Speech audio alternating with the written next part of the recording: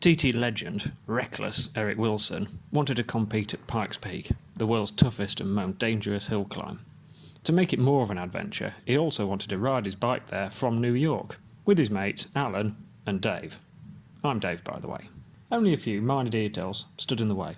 Firstly, Eric needed a bike, so the Obsession engineering team built him an S1000R out of some bits they had lying around.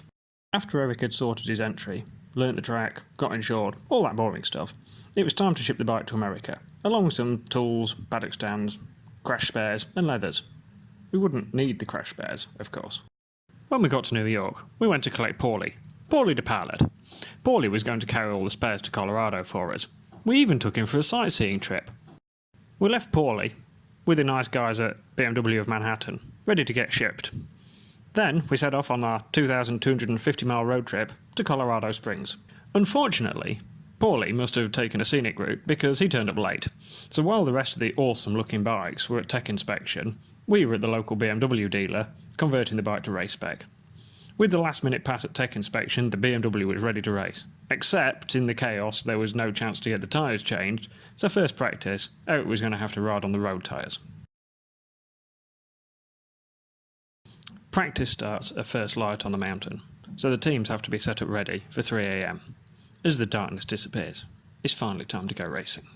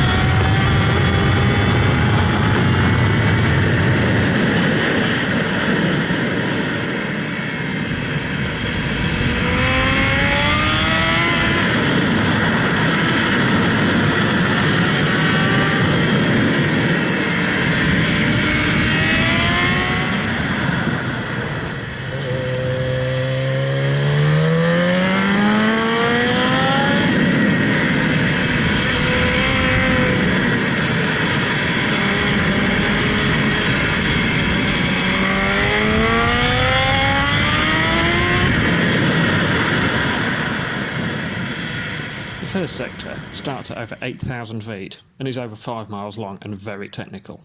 The riders only get 3 time practice runs, but Eric seems happy. Sector 2 is the shortest, so the riders get 5 runs and the bike's handling much better on slicks. Eric was even being nice to the local wildlife.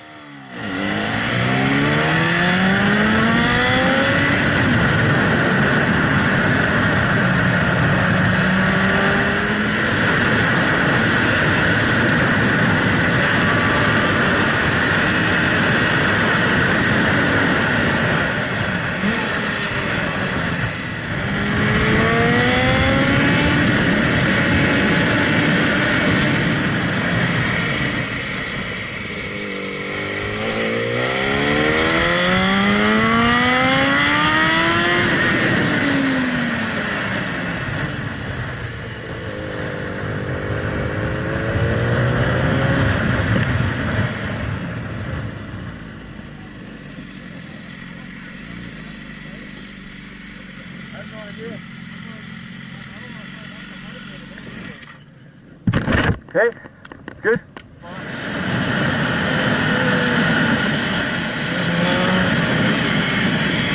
Back at the van, it's all smiles. In motorbike sport, brilliant. Sector 3 starts at well over 12,000 feet and is blooming freezing. Also, the track's very bumpy because over winter the tarmac gets broken up by the snow. But the boys are in good spirits, and Eric's happy and relaxed. He's only got one simple instruction. Don't throw it off the mountain.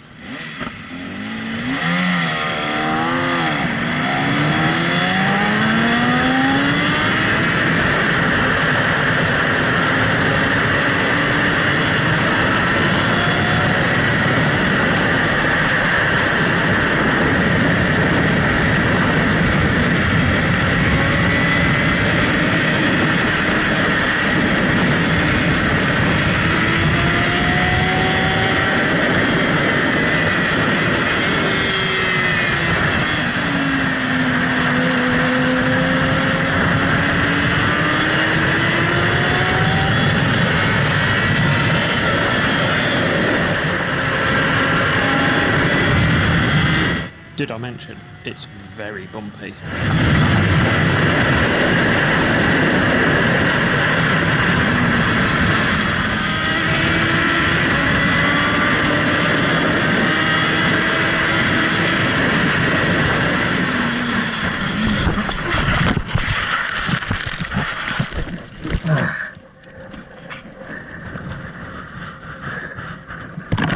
That's something destroyed.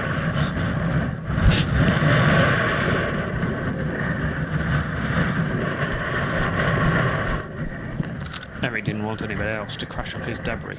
He's good like that, tidying up. Yep. Just the bumps.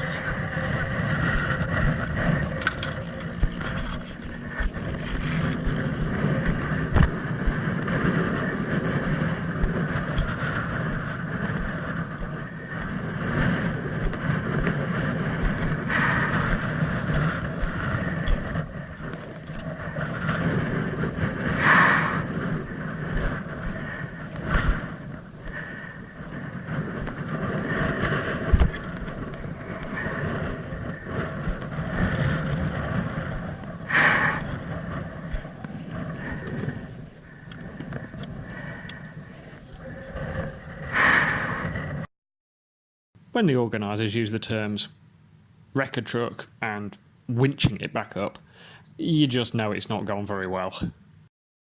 It looked pretty terminal, and we nearly gave up hope.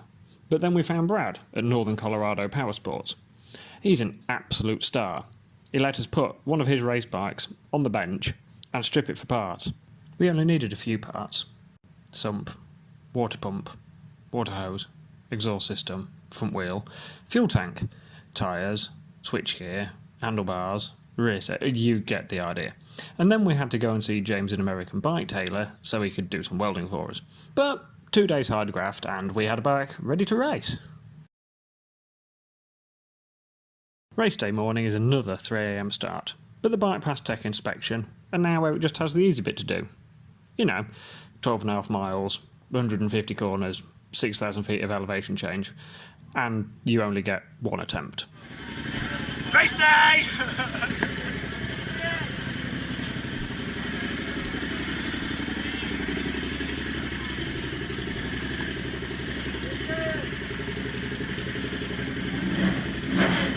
Have fun! Yep. Thank you. We'll see you tonight. Yep. 6:45. I'll give you 30-second clock. I'm expecting great things out of you guys. I just wanted to get out. After all that hard work, you gotta bust it.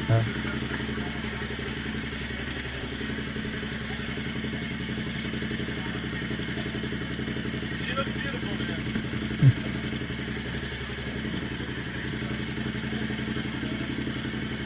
Longest 10 minutes 45 in the world. Now that you got all the shiny off of it, you can start being nice to it. Go, Eric! Go, Eric!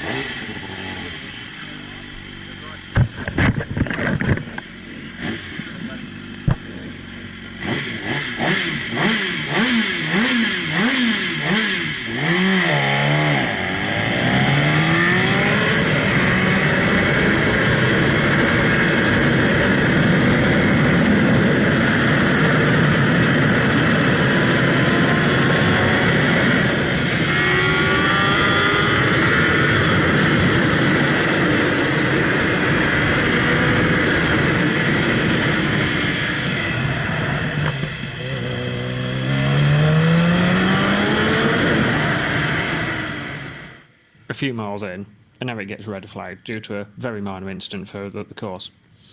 So he actually got to do it twice. Ready? Yep. Let's try that again, eh?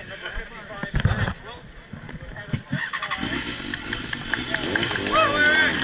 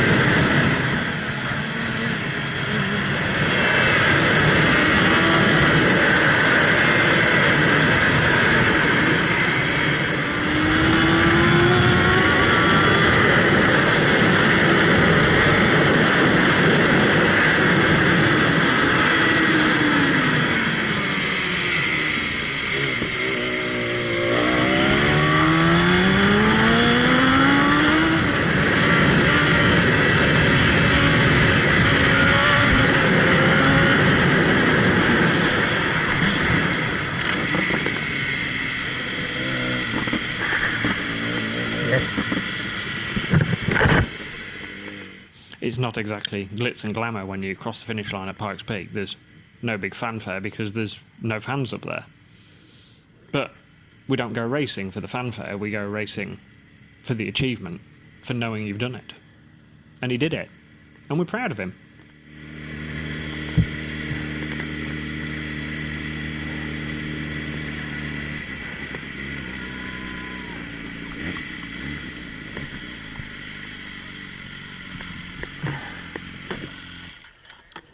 Whew. Good to see you, mate. Yeah. Good to see you. Good to see you. Whew. Lovely. Thanks very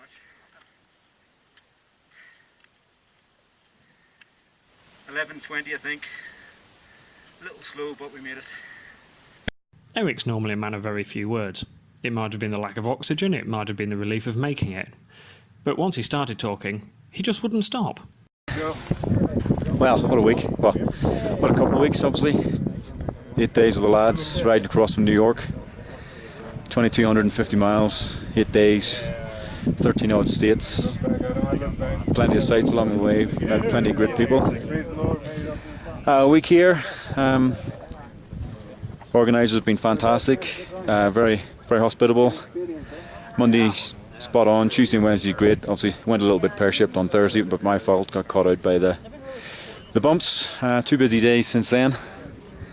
I can't thank Dave and Alan enough for giving up their potentially 2 free days of Friday and Saturday to get me back in running. Organisers for letting me go again, and obviously taking care of things to see that things were on track. Rob and all the PRB team that are here, a lot of internet and online questions and asking for help, which paid dividends. And we got Brad up at Northern Colorado Power Sports stepped in, invited Dave and Alan up on Friday mornings, said there's one of our bikes. Crack on, see what you need, and get a run up on Sunday, and we'll sort it all out afterwards. James at American Bike Tailor, giving us use of his workshop as well on a couple of days' occasion to get the bike done. Organisers, as I said, Megan, Jim, John, Eric, Paul, all the motorcycle division, medical staff were checking us over the other day. Shoulder's not too bad, a little bit of pain, but only in non-riding position, so it helped out today. Whew, happy enough. Obviously would have liked to go on quick like you do always, but the fact of only having the one run on the top section on Thursday, so I was well behind. Quite a few bumps, quite a few run wides, but I just wanted to make it to the top, and here we are. So thanks to everyone again. Obviously, most importantly, Sandra and the kids back at home. Don't thank them enough for having to put up with me, buggering off and doing these things. It's hard to explain why you want to do it, and to be honest, there's no point in trying to explain. It's just one of those things. It's in you and you're not.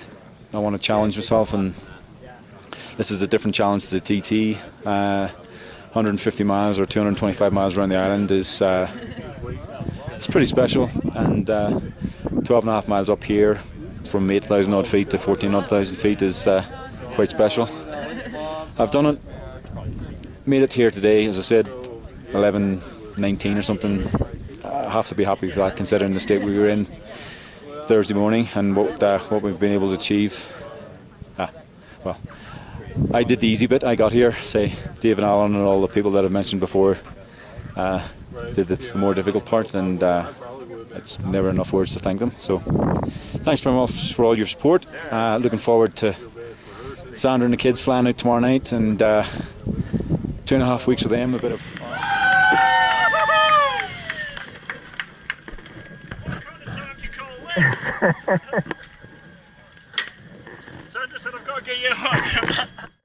Nobody comes back down the hill until everybody's got up the hill. So it's 7 hours later when the bikes return. They're a bit soggy, but we're still pleased to see them. Thank you.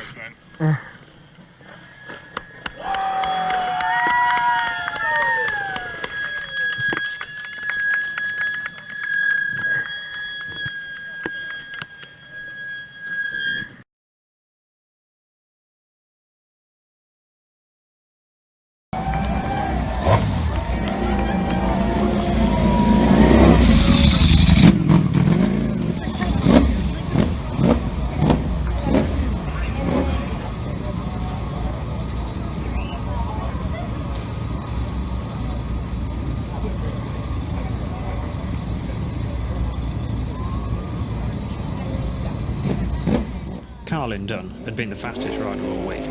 Everyone held their breath as he started his run, and his sector times were incredible. Tragically, he crashed close to the finish line and died at the scene. The Pikes Peak family lost a brother, and our thoughts go out to his family and friends.